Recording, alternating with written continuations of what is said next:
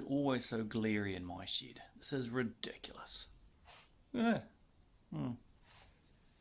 Well, anyway, uh, once again I made 20 little 30-second videos, and all it was every different couple of days was me in a different shirt telling you the problems I had.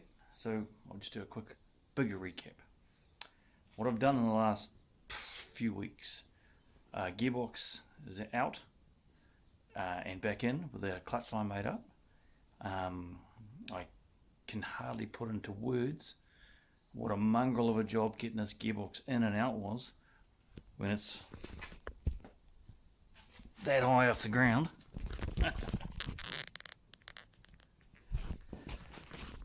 It sucked. Absolutely sucked. Most of the skin has grown back again. All I'm left with now is terrible memories, and I hope I don't have to do it again. But it's got a clutch line in it. And where am I at now? I've just sent my brackets away. Well, I lent my TIG to a friend, and I haven't got it back, and it's a 4-hour drive to go and get it. So I just dropped the brackets off to get welded up so I can mount my brake clutch reservoirs. I've had to, because this in a tilt and pedal box there's no way to put a brake switch, so over here, I can get you in there, you can see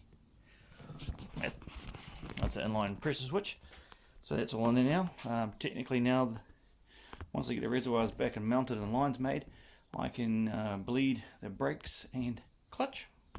In theory, it should be that simple, they should all work, but they're all brand new, so of course there's going to be issues and problems. Where else have I done? I've taken it upon myself to try and learn how to vinyl wrap, and it's way harder than it looks. I've done an extremely average job. It set me back like $20. I don't care.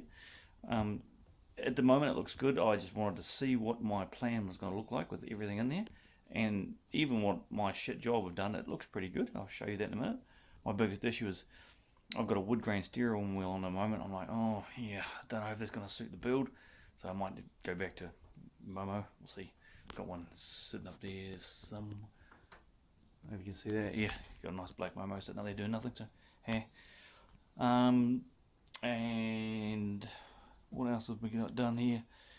Lots of little things that are just escaping me at the moment. My power steering unit's away, getting the bracket or the inlet pipe cut and changed as well, because it comes out on the wrong angle and points straight to the radiator.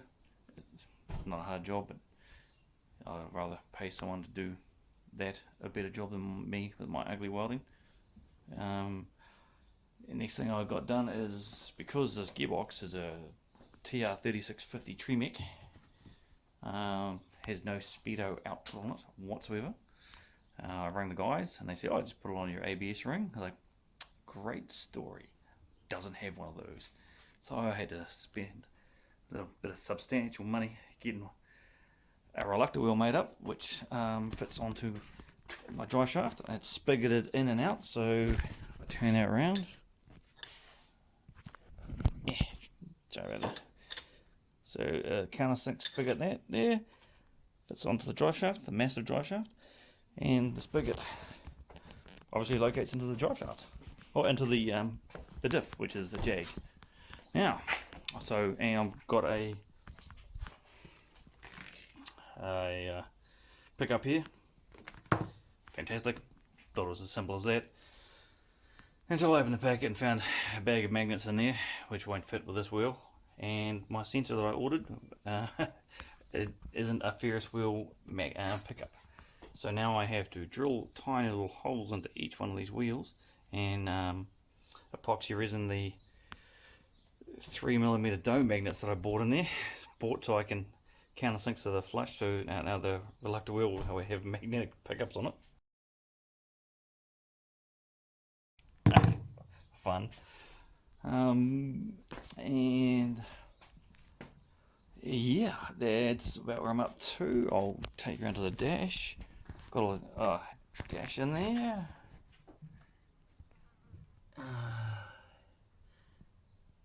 Carbon fibre wrap, spring loaded. What's this thing on there? It obviously does that black, but it fits all the gauges there in. I'll turn this around so you get a better shot. Right, now I'll actually take that off. Now this here is an absolute masterpiece. I made this by hand, and there's days and well, a couple hours here, a couple hours there. This took me a couple of days to make, and it turned out fantastic. So I could run this indicator stalk there. So I've got lights on, so low beam, high beam, indicators, and horn, and it all works. It's fantastic. Key there. Smith's gauges, and got a couple new gauges because the company supplied one wrong gauge. They supplied me an oil pressure gauge instead of oil filler level gauge, and the guy came with a oil temperature sender, which I don't want. So I've just got a volts and fuel now. I've got headlights, high beam, park lights, headlights. This is the windscreen washer, and stage 1, stage 2 of the windscreens, because you need that here to use and to get comply with road legal rules, as well as I have to put windscreen squirters to squirt on it. It has to be done. Wouldn't have if I didn't have to, but it has to be done. And so yeah, that's coming together. It's a carbon fibre wrap on there, obviously, and from here it looks fantastic, but I'm not happy with it, but it'll do for the time being. When car gets out and off to the paint shop, I'll strip everything back and flick it down to my mate who owns the Red Star Signs, which is a fantastic sign writing company. Free plug there, but it doesn't matter because most of you aren't in New Zealand. And working to the back, if I zoom it out, I've started in my infinite free time boot mechanism. So boot mechanism is going to go into there, and into there. I'm semi-way through the build process on that. That's the actual mechanism there, and yeah. So that's where we're at. Car literally must switch there, turn the key, and she just bursts into life. It's running beautifully, which is awesome. It sounds terrible on film, just because, yeah, it just does. It's quite uncanny. All you hear is a very low hum down here, and just picks up on all the engine noise. So this sounds rattly, which it's not.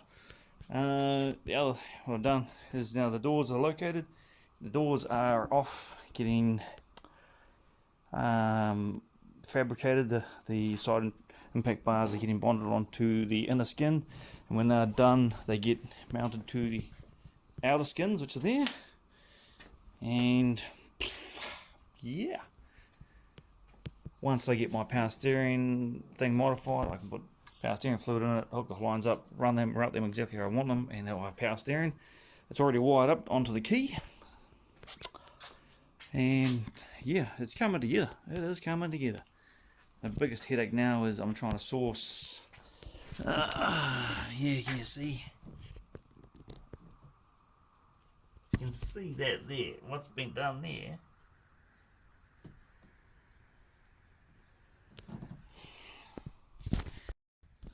What that contraption thing there you're looking at is this is the pitman arm, steering arm, whatever the damn things are called.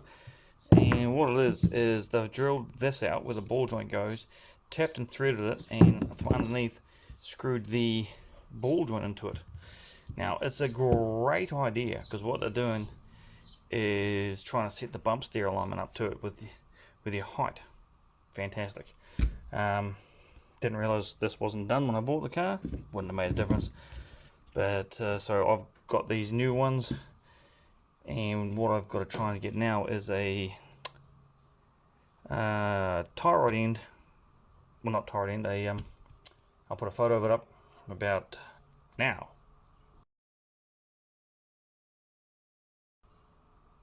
Right, one of them. Now, the issue with that is in New Zealand, to get it complied is to get it complied in New Zealand with that system that goes into here. The I don't have to come what the damn thing's called.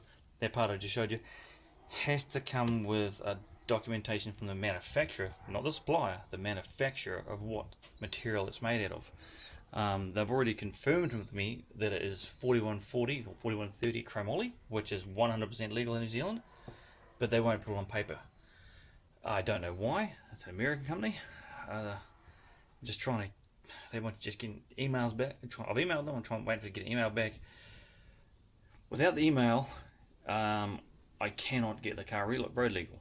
So it's just frustrating. And so yeah, I'm looking into getting them made in New Zealand here, which is not a cheap avenue to go down, but it has to be done.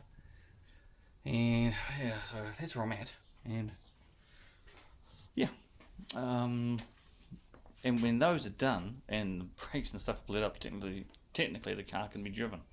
It's that simple. And I probably will take it to a secret location on private roads and give it a go. But yeah, that's still the amount of time at the moment I'm getting, coming up to Christmas-ish, is I'm getting a couple of hours a week at the moment. As life is just so hectic to get things done. So it's frustrating, but it is what it is. But technically, if I had the time, if I had all the parts, maybe a mate or two around with me, the car would be driving like on the ground, selecting gears, forwards, backwards, and driving, stopping, steering in a day. That's where it's from. But I don't have all the parts. So I'm working through it. Still, to me, at the untrained eye, it looks terrible. Like if you walked in the shed, apart from the engine being in there and a nice set of wheels on it, it just looks like a piece of crap. But it's literally, to change it from a piece of crap to you bolt the windscreen, which is in that box in there, bolt the seats back in there, and put the doors on it, and it looks like a complete car. That's how far away it would look to be before I'd put it on a trailer and take it to a show, whether it just sits there or not, just as a build in progress. But yeah, jeez, why don't I make it so hard and put the camera on like, look at this. That's the bit I'm talking about. See, the wheel's not on the side, so yeah. QA1's in it, 6 of them, because it's got 2 in the back, being a jag diff. So 6 QA1's in it. Yeah, fantastic.